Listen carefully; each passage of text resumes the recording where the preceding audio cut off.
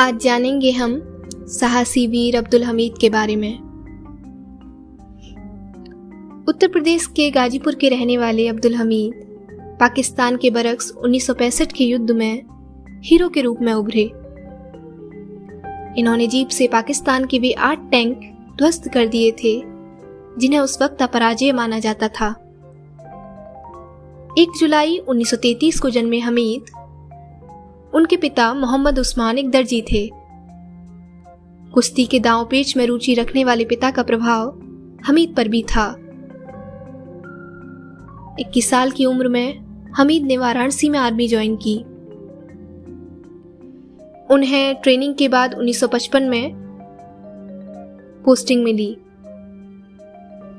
भारत पाकिस्तान युद्ध 1965 में जब युद्ध के आसार बन ही रहे थे तब वह छुट्टी पर अपने घर आए हुए थे, लेकिन हालात गंभीर होने पर उन्हें वापस आने का आदेश मिला। वह अपने फर्ज के आगे रुके नहीं। हमीद पंजाब के तरन तारण जिले के खिमकरण सेक्टर में पोस्टेड थे। पाकिस्तान ने उस समय के अमेरिकन पैटर्न टैंकों से खिमकरण सेक्टर के एक गांव पर हमला कर दिया। उस वक्त ये टैंकर अपराजेय माने जाते थे। कहे के मुताबिक हमीद की जीप 8 सितंबर 1965 को सुबह 9 बजे चीमा गांव के बाहरी इलाकों में गन्ने के खेतों से गुजर रही थी।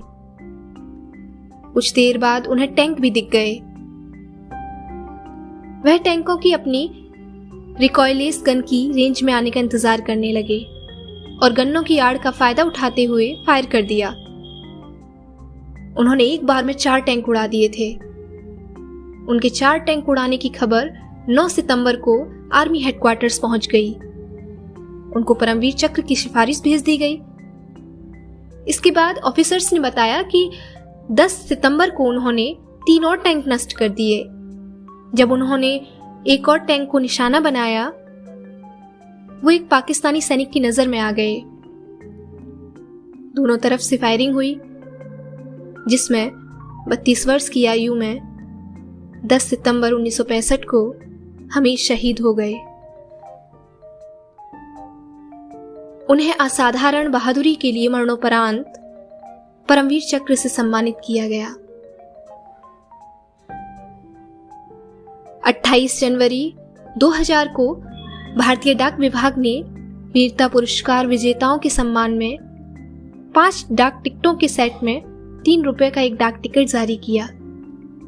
इस पर रिकॉयलेस राइफल से गोली चलाते हुए जीप पर सवार वीर अब्दुल हमीद की तस्वीर बनी हुई थी और अपने भाई को कहे ये शब्द, पलटन में उनकी बहुत इज्जत होती है जिनके पास कोई चक्र होता है। देखना झुन्नन, हम जंग में लड़कर कोई ना कोई चक्र लेकर जरूर लौटेंगे। उनके सपनों को अभिव्यक्त करता है।